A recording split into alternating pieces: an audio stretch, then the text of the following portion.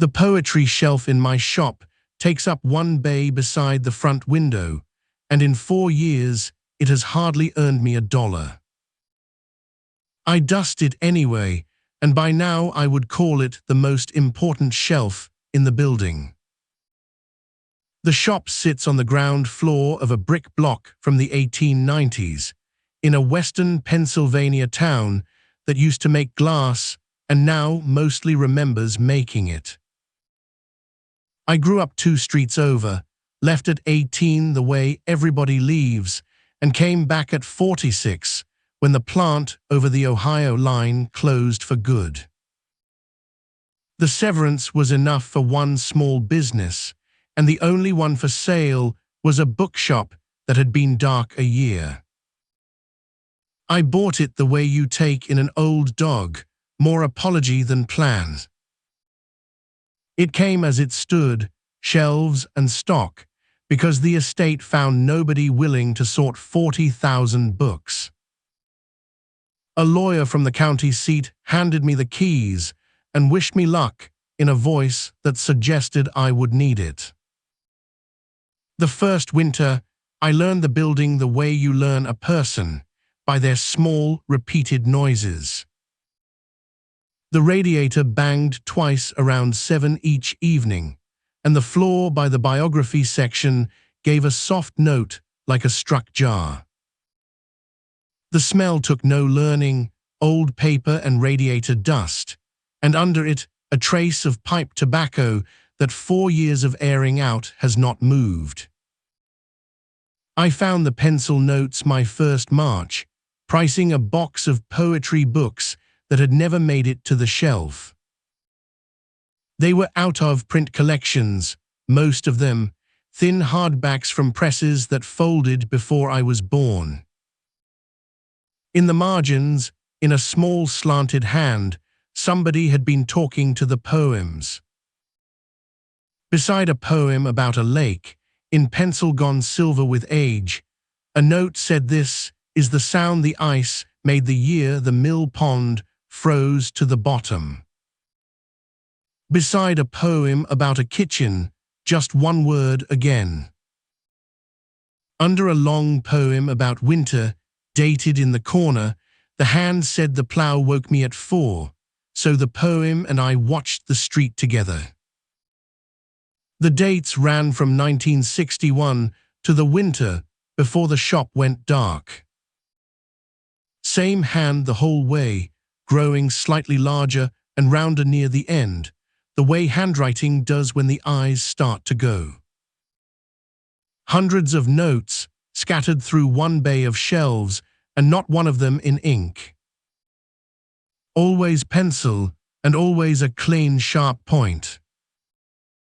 I want to be honest about what I did next, because I did not do it bravely or on purpose.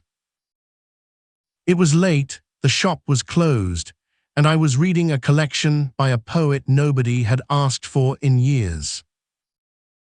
In the margin beside the last poem, the slanted hand had written, "Does anyone read this one anymore?" No question mark, as if the writer had decided the answer and saw no point dressing it up. I had a pencil behind my ear, because I price in pencil out of respect for whoever owns a book after me. So I wrote under the question, small and a little embarrassed, "I do, Tuesdays mostly, when it rains." Then I shelved the book, turned off the lamps, locked up, and walked home thinking about supper. 11 days went by, ordinary in every direction. On a Friday morning, I was shelving a returned collection at the other end of the poetry bay, a different poet, a different decade. It fell open near the middle, the way books fall open where a hand has rested. In the margin, in the small slanted hand, in graphite so fresh it still had a shine, someone had written, "Tuesdays are good." Under it, same hand, same point, the light through the front window is best then, You have seen it on the floorboards. I stood with the book open for a long time, while the shop went on being a shop around me. The furnace ticked, a car went past with a bad belt, the clock over the register kept its patient count. I checked the price penciled inside the cover, and it was in the old hand too, from some year long before mine. Whoever had written the note had not bought the book, because the book had never left. I put it back on the shelf with the note face in, which changed nothing and felt like something. Somebody could be playing a long game with me, but the shop has one door, one working key, and a bell that has never once let me slip in quietly. And no prank on earth stocks itself with 60 years of patience. I did not write back right away. It took until the next rain, a Tuesday as it happened, with the light on the floorboards doing exactly what the note said it did. I took down a collection at random, found a clean margin, and wrote, "The radiator still bangs twice at 7, is that you as well?" The answer was waiting 9 days later, in a book of sonnets 2 shelves down. No, the note said, "That is air in the pipes. I bled them every October. The key is in the drawer under the register." There it was, a little brass thing under the receipt rolls, worn bright at the stem. I bled the radiators that afternoon, and the banging stopped, and I felt the foolishness of a man corrected by his own building. After that we corresponded, if that is the word for it. A note here and an answer there, never twice in the same book, never anything in ink. I tried a pen once, early on, just to see. That note sat 3 weeks without an answer, until I copied it over in pencil, and the reply came back in 4 days. We talked about the weather, mostly, the way you do with someone you respect, but do not know. About the stray cat that supervises the stoop in the mornings, which the hand called the inspector. The hand never answered questions about itself. Ask about the rain, and you got 3 lines back. Ask who are you, and the margin stayed empty until you quit asking. I quit asking in my second spring. It was Mrs. Kovacs who told me the rest, without knowing she was telling me anything at all. She comes in most weeks for large print mysteries and stays to straighten whatever shelf offends her. One afternoon she stopped at the Poetry Bay, put 2 fingers on a spine, and said, "These were his, you know." The man before me was named Emmett Rice, and he kept this shop 51 years, and she laid the fact down gently, like a thing that might chip. He opened at 9 and closed at 6, and lived in the 2 rooms upstairs where I keep overstock now. No wife, no children, 1 sister out west who outlived him by barely a year. The whole town knew his habit. Mrs. Kovacs said, how he answered the books in pencil and called it keeping up his end of the conversation. He sharpened his pencils every night at closing, a coffee can of them by the register, so tomorrow would never catch him without a point. He died the January the shop went dark, at the counter, in his coat, somewhere between locking up and leaving. The mail carrier saw the lamp still on at 10 and knew, because in 51 years it had never once been on at 10. Mrs. Kovacs paid for her mysteries, patted the shelf like a shoulder, and left me with the bell ringing softly behind her. I sat behind the register in the shop I had bought with the last of a factory, and thought about 51 years of closing time. A man talks to his books that long.